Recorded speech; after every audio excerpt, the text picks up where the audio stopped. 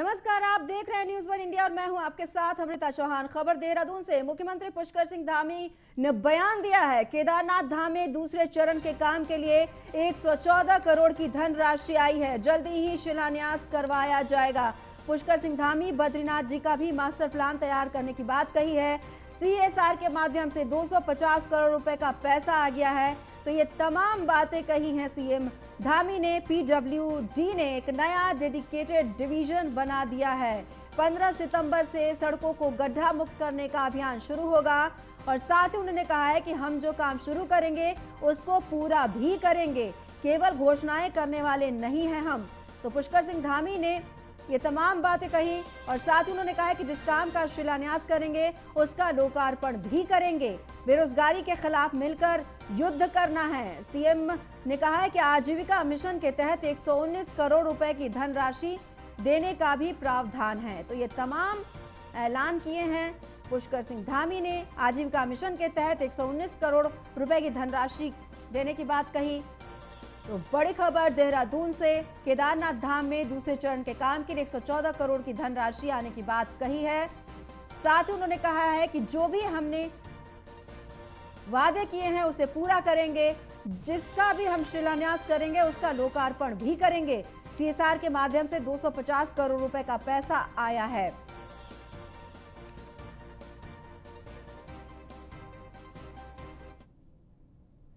बड़ी खबर, उत्तराखंड विधानसभा का सत्र अनिश्चितकाल के लिए स्थगित हो गया है। सदन में सतत विकास पर चर्चा हुई। मुख्यमंत्री पुष्कर सिंह धामी ने भी इसमें हिस्सा लिया।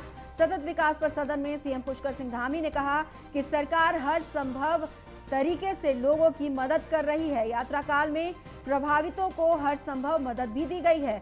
साथ ही उन्होंने कहा है कि स्वास्थ्य के मामले में भी बड़ी मदद दी गई है। देहरादून विधानसभा अध्यक्ष ने सीएम पुष्कर सिंह धामी को बधाई दी। लगातार सत्र में बतौर नेता सदन मौजूद रहने पर बधाई दी गई है।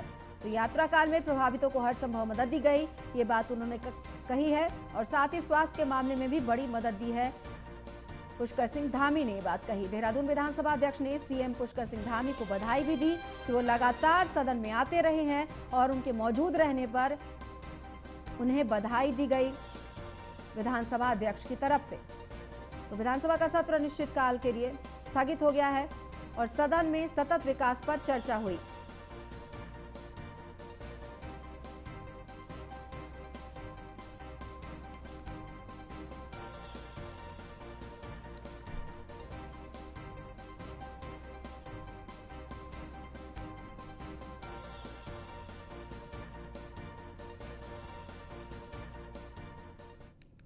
उत्तराखंड में बहुत कम बार ही ऐसा हुआ है कि विधानसभा का सत्र शांतिपूर्ण तरीके से निपटा हो। एक बार फिर विधानसभा का सत्र बेहद ही शांत तरीके से चला। सत्ता पक्ष और विपक्ष के बीच जनता के हितों को लेकर बेहतर चर्चा भी हुई। सत्ता पक्ष के लोग ही नहीं बल्कि विपक्ष ने भी मुख्यमंत्री धामी की दिल खोलकर सराहना की है। सीएम पुष्कर सिंह धामी ने कहा है कि मेरी पूरी कोशिश रहती है कि जनता की समस्याओं का निस्तारण करूं और सदन में सवालों का जवाब भी दूं।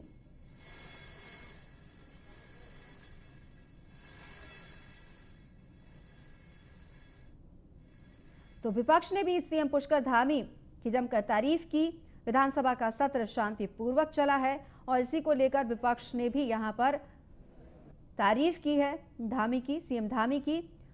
सीएम धामी ने कहा है कि उनकी जिम्मेदारी है सारे काम पूरे हों और सारे सवालों का जवाब भी दिया जाए। देखिए, ऐसा है कि मैं जिस दिन से मैंने मुख्य सेवक के रूप में काम करना शुरू किया तो निश्चित रूप से ये जिम्मेदारी मेरी बनती है कि कहीं पर अगर मुझे लगा कि हमारे जो विपक्ष के साथी हैं, विपक्ष के द्वारा अगर कोई चीज़ ऐसी आ रही है उनको मैं संतुष्ट कर रहा था और मुझे लग रहा था कि मुझे ये भी बोलना चाहिए था। बाकी हमारे मंत्रियों ने भी बहुत अच्छा किया। नहीं, देखिए, ऐसा है कि मैं जिस दिन से मैंने मुख्य सेवक के रूप में काम करना शुरू किया तो निश्चित रूप से ये जिम्मेदारी मेरी बनती है कि कहीं पर अगर मुझे लगा कि हमारे जो विपक्ष के साथी हैं, विपक्ष के द्वारा अगर कोई चीज़ ऐसी आ रही है उनको मैं संतुष्ट कर रहा था और मुझे लग रहा था कि मुझे ये भी बोलना। उत्तराखंड विधानसभा सत्र के बाद विपक्ष के उपनेता करण माहरा ने सीएम पुष्कर सिंह धामी की जमकर तारीफ की। उन्होंने कहा है कि सीएम की सकारात्मक पहल और विपक्ष के दबाव में कई अहम फैसले लिए गए। तो भाई साहब, सुबह सीधे क्षेत्र में तो आपको बता दें कि सरकार विपक्ष ने सकारात्मक भूमिका निभाई है, ये खुद विपक्ष के नेता ने कहा है। विपक्ष के नेता ने सीएम धामी की जमकर तारीफ की। उन्होंने कहा है कि सरकार की तरफ से सकारात्मक पहल थी और विपक्ष ने भी जो दबाव बनाया उस पर अमल किया गया और उसी वजह से यहाँ पर जो कार्रवाई चली विधानसभा सत्र की वो शांतिपूर्ण तरीके से संपन्न हो गई। तो सीएम की सकारात्मक पहल से कई फैसले भी लिए गए हैं, ये कहना है विपक्ष की तरफ से। तो कहूँगा कि हाउस में कांग्रेस की तैयारी अच्छी थी और कांग्रेस सरकार को घेरने में कामयाब रही और वही कारण रहा कि लाइव प्रसारण जिसकी घोषणा पीठ से गैरसैंण में हुई थी और बहुत अच्छा सदन चला था और लाइव प्रसारण था। केवल कंडोलेंस के दिन सोमवार के दिन यहाँ लाइव प्रसारण रहा। उसके बाद से जितने दिन हाउस चला 27 तारीख तक उतने दिन लाइव प्रसारण बंद कर दिया गया, जो अपने आप में अफसोसजनक है। और इस बात का सबूत है कि कांग्रेस ने बीजेपी के मंत्रियों को बहुत बुरी तरह घेरा और बीजेपी के मंत्रियों की तैयारी नहीं थी। रही नेता सदन की बात, एक सकारात्मक चेंज देखने को मिला है। तो कहूँगा कि अफगानिस्तान में चल रही खूनी संघर्ष के बीच श्री गुरु ग्रंथ साहिब भारत लाया गया, जिसके बाद देहरादून में सिख प्रतिनिधिमंडल ने मुलाकात की और सीएम के जरिए प्रधानमंत्री मोदी को धन्यवाद दिया। वहीं सीएम पुष्कर सिंह धामी ने कहा है कि प्रधानमंत्री मोदी के नेतृत्व में भारत का मान बढ़ा है। इसके साथ ही सीएम ने बताया कि उत्तराखंड सरकार अफगानिस्तान में फंसे भारतीयों को लाने के लिए विदेश मंत्रालय के संपर्क में है।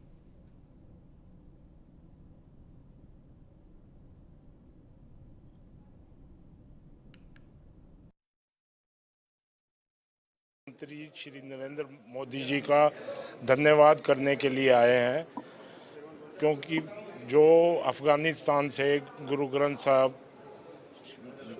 सुरक्षित इंडिया लाए गए और जो सिख संगत थी उनको भी सुरक्षित इंडिया लाए हैं, उसके लिए हम धन्यवाद करते हैं। हल्द्वानी में बीजेपी कोरोना की तीसरी लहर से निपटने की तैयारियों में जुटी है, जिसके तहत वर्कशॉप का आयोजन किया गया और बीजेपी के कई कार्यकर्ताओं ने इस दौरान हिस्सा भी लिया। दरअसल बीजेपी राष्ट्रीय स्वास्थ्य स्वयंसेवक अभियान चला रही है, जिसमें कोरोना की तीसरी लहर को देखते हुए बूथ स्तर पर कार्यकर्ताओं को तैयार किया जा रहा है और उन्हें कोरोना की तीसरी लहर के बारे में जानकारी दी जा रही है।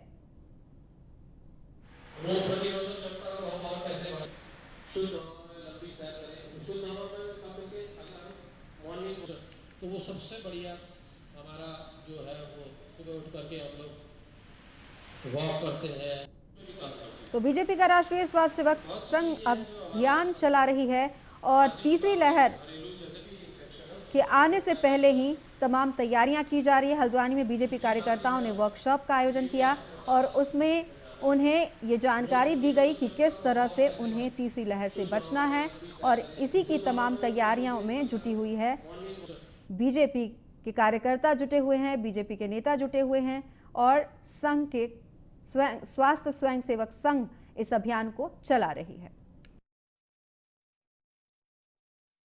पश्चिम द्वारा जो आज ये कार्यशाला मंडल की जा रही है, इसमें जो भारतीय जनता पार्टी के हमारे राष्ट्रीय अध्यक्ष श्रीमान जेपी नड्डा जी और हमारे इस भारतवर्ष के यशस्वी प्रधानमंत्री श्रीमान नरेंद्र मोदी जी की जो एक बहुत ही बृहद सोच के कारण यह आज कार्यशाला पूरे भारतवर्ष में और इस प्रदेश में और इस ज़िले में आज इस मंडल में हमारे हो रही है।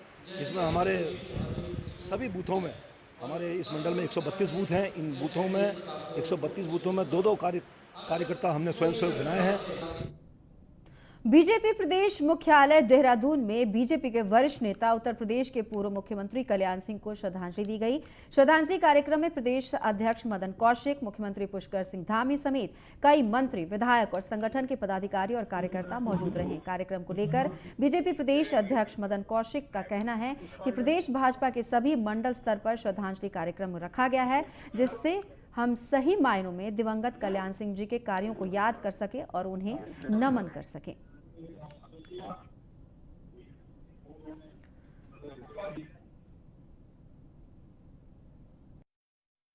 जो देश के बहुत ही वरिष्ठ और सैद्धांतिक रूप से बहुत ही मजबूत नेता जो आज इस नश्वर संसार को छोड़कर हमारे बीच से गए, उनके प्रति श्रद्धांजलि अर्पित करने के लिए भारतीय जनता पार्टी के प्रदेश मुख्यालय पर श्रद्धांजलि कार्यक्रम आयोजित हुआ।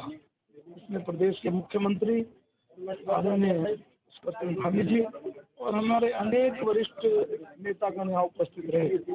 इस प्रकार का कार्यक्रम हम प्रदेश में नीचे स्तर तक लगभग 252 हमारे मंडल ऐसे भी मंडल स्तर तक श्रद्धांजलि कार्यक्रम आयोजित होगा, जो देश के बहुत ही वरिष्ठ, देश के बहुत बड़े विराट व्यक्तित्व थे, बहुत बड़े नेता थे और सही मायनों में सच्चे राम भक्त थे और सच्चे राष्ट्र भक्त थे, जिन्होंने अपना संपूर्ण जीवन गरीबों के लिए, दलितों के लिए, छूटे हुए लोगों के लिए, ऐसे लोग जो समाज के अंतिम छोर में खड़े थे, हमेशा उनके लिए लगाया और उनके जीते जी भगवान राम का भक्त राम मंदिर अयोध्या के अंदर बनना शुरू हो गया। आज हम निश्चित रूप से सभी देशवासी, प्रदेशवासी सब बहुत दुखी हैं जब कल्याण सिंह जी हमारे बीच में नहीं रहे। हम उनको पूरे प्रदेश की तरफ से सच्ची यहाँ पे श्रद्धांजलि अर्पित करते हैं। उत्तराखंड स्पेशल टास्क फोर्स ने थाना प्रेमनगर क्षेत्र के ढूंगा गांव से संचालित होने वाले ऐसे फर्जी कॉल सेंटर का पर्दाफाश किया है जो एंटीवायरस बेचने के नाम पर अंतर्राष्ट्रीय स्तर पर विदेशी लोगों से लाखों करोड़ों की धोखाधड़ी को अंजाम देता था।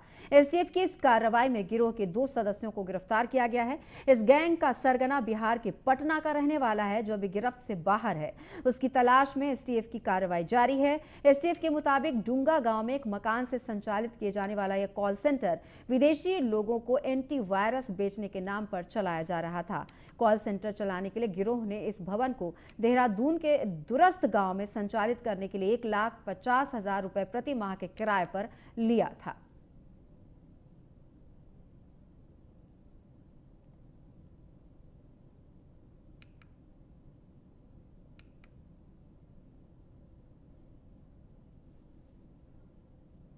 बढ़ते आगे बड़ी खबर आ रही है उत्तराखंड से, जहां पर देहरादून में सीएम पुष्कर सिंह धामी पहुंचे गांधी पार्क। राष्ट्रीय खेल दिवस पर दौड़ क्रॉस कंट्री का आयोजन किया जा रहा है।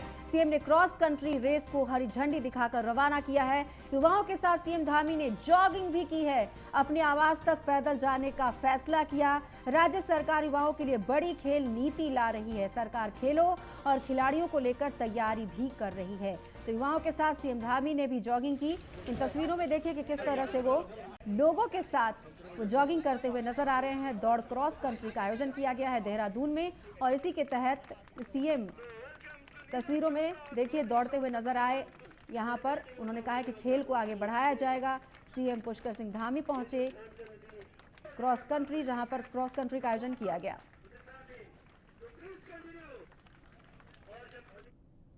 युवाओं को हम आगे खेलने के लिए उनको बहुत शुभकामनाएं देते हैं। बहुत उत्साह से, उमंग से और ऊर्जा से पूरी तरह से पूरे जोश के साथ खेल में खेलें। और जिस प्रकार से अभी ओलंपिक में हमारे देश के खिलाड़ियों ने बहुत शानदार प्रदर्शन किया है, वो हमारे लिए निश्चित रूप से आगे के लिए एक रास्ता है, एक प्रेरणा के कारण है।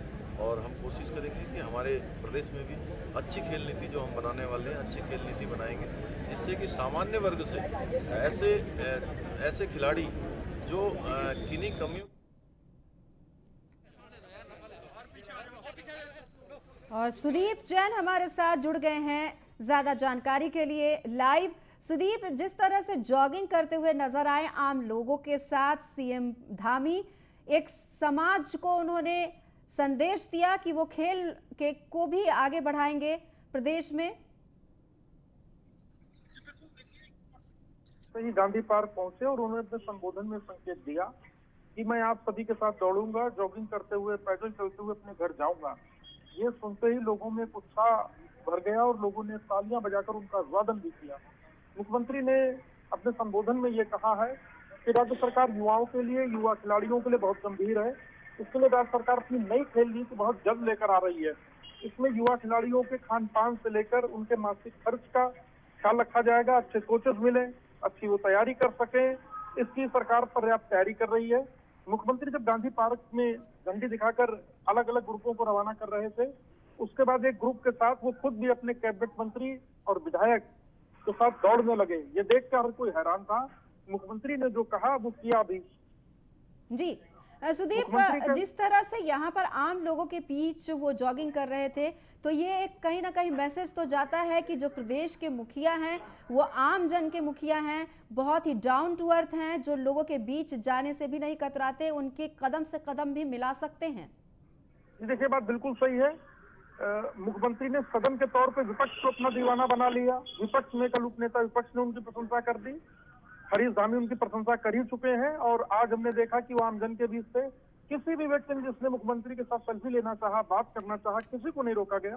हालांकि जो मुख्यमंत्री की सिक्योरिटी थी वो थोड़ा परेशान भी थी कि कहीं कोई बात ना हो, क्योंकि मुख्यमंत्री की सुरक्षा और उनके आसपास का दायरे का जो प्रोटोकॉल है वो भी मेंटेन रखना है। पर एक व्यवस्था की गई थी क्योंकि मुख्यमंत्री को संदेश भी देना है कि युवाओं के मुख्यमंत्री हैं और सभी को साथ लेकर चलते हैं। लिहाजा आज का दिन बहुत महत्वपूर्ण भी रहा और मुख्यमंत्री जिस तरीके से दौड़ते हुए पैदल गए हैं, उन्होंने एक साफ संदेश दे दिया कि वो आम जन के साथ हैं। जी, बहुत बहुत धन्यवाद सुदीप इस तमाम जानकारी के लिए।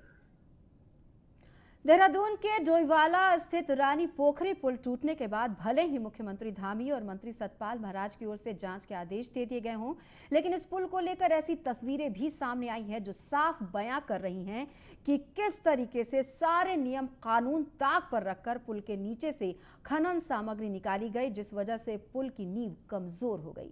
पेश है एक रिपोर्ट। न्यूज़ वन इंडिया का बहुत बड़ा खुलासा, रानी पोखरी पुल टूटने पर बड़ा खुलासा। रानी पोखरी पुल के नीचे चल रहा था खेल, तस्वीरों में देखे पुल टूटने का सच।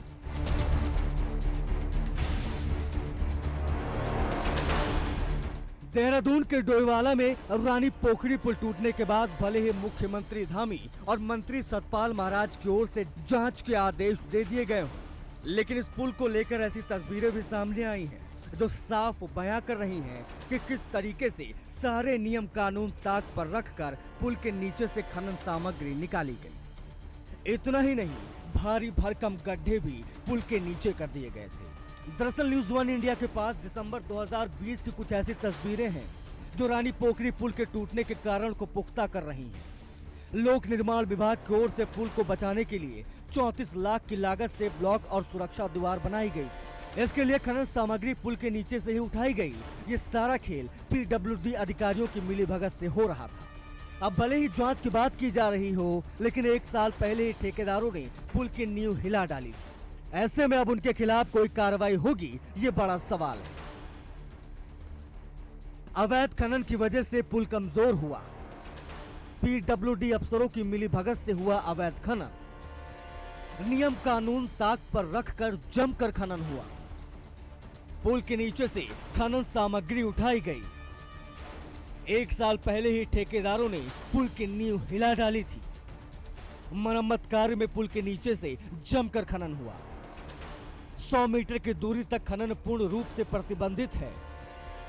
बड़ा सवाल, पुल के नीचे खनन की अनुमति किसने दी? 34 लाख रुपए की लागत से हुआ था पुल की मरम्मत का काम। आपको बता दें कि 27 अगस्त यानी शुक्रवार को देहरादून ऋषिकेश हाईवे पर रानी पोखरी में पुल का बड़ा हिस्सा टूटकर गिर गया था। जब पुल गिरा उस समय उसके ऊपर गाड़ियां दौड़ रही थी। जब पुल का हिस्सा टूटा तो वहां कुछ गाड़ियां फंस गईं और कुछ गाड़ियां पलट गईं। लेकिन सवाल ये है कि खनन के नाम पर लोगों की जिंदगी के साथ आखिर कब तक खिलवाड़ होता रहेगा। उत्तराखंड के डोईवाला से न्यूज़ वन इंडिया के लिए महेंद्र सिंह चौहान की रिपोर्ट। उधर पहाड़ों पर लगातार बारिश हो रही है। गढ़वाल और कुमाऊं मंडल में कहर बरपा रही है। 4 तस्वीरों में हम आपको दिखाएंगे कि किस तरह से लगातार बारिश ने जनजीवन बेहाल कर दिया है। नैनीताल की तस्वीर, NH पर भूस्खलन हुआ। देहरादून की तस्वीर दूसरी तस्वीर है।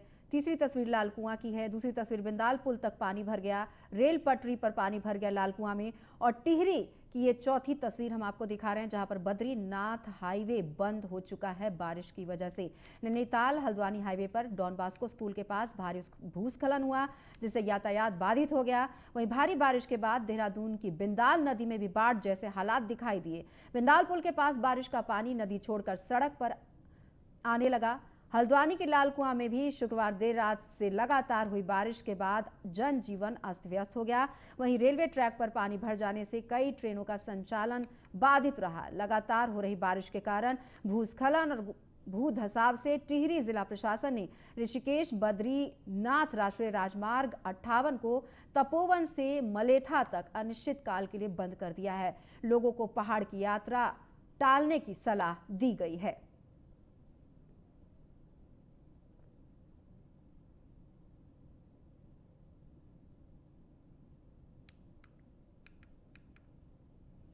तो बारिश की वजह से पहाड़ी इलाकों का ये हाल तस्वीरों में आप देखकर अंदाजा लगा सकते हैं कि जगह जगह यातायात बाधित हो गई है। सड़कों पर पानी आ गया है तो कहीं पर भूस्खलन हुआ है, कहीं पर जमीन धंस गया है और इसी वजह से लोगों को भारी परेशानी उठानी पड़ रही है। उत्तराखंड में बारिश से हालात खराब हो गए हैं। कई इलाकों से संपर्क टूट गया है, कई रास्तों का तो हाईवे पर कई जगहों पर मलबा जमा है। मुख्यमंत्री पुष्कर सिंह धामी कल बाढ़ और आपदा प्रभावित इलाकों का दौरा करेंगे और बारिश से हुए नुकसान का जायजा लेंगे। आपको बता दें कि आज सीएम धामी यहां पर इलाकों का दौरा करने वाले हैं। सीएम के दौरे को लेकर प्रशासन की ओर से तैयारियां पूरी कर ली गई है। तो प्रशासन ने तमाम तैयारियां की हैं सीएम धामी के दौरे को लेकर, क्योंकि जगह जगह सड़कें टूट गई हैं, जनजीवन बेहाल है, जगह जगह पानी जलभराव है और इसी का जायजा लेने के लिए पहुंचेंगे पुष्कर धामी। नहीं, मैं कल स्वयं भी कुछ जगह पर जाऊंगा, देखता हूँ कहाँ कहाँ मैं जा पाऊंगा। लेकिन हमारा ये है कि सभी जगह के जिलाधिकारियों से मैंने स्वयं दूरभाष पर बात की है और हमने कहा है कि जो ऐसे हालात में हम अधिक से अधिक लोगों को कैसे राहत पहुंचा सकते हैं, कैसे उनको सहायता पहुंचा सकते हैं। किसी चीज़ की जो अब कमी है, जैसे रोड बंद हो गई है तो उसको तो समय से खुलेगी, उसके लिए हम व्यवस्था कर रहे हैं, या जहाँ पर ज़्यादा दिक्कत है वहाँ के लिए कोई वैकल्पिक मार्ग बनाने की बात हो रही है। लेकिन जो खाने का सामान है, दवाइयाँ हैं या अन्य जो जरूरत की चीज़ें हैं वो वहाँ पर पहुँच जाएँ। फिलहाल इस बुलेटिन में इतना ही। नमस्कार।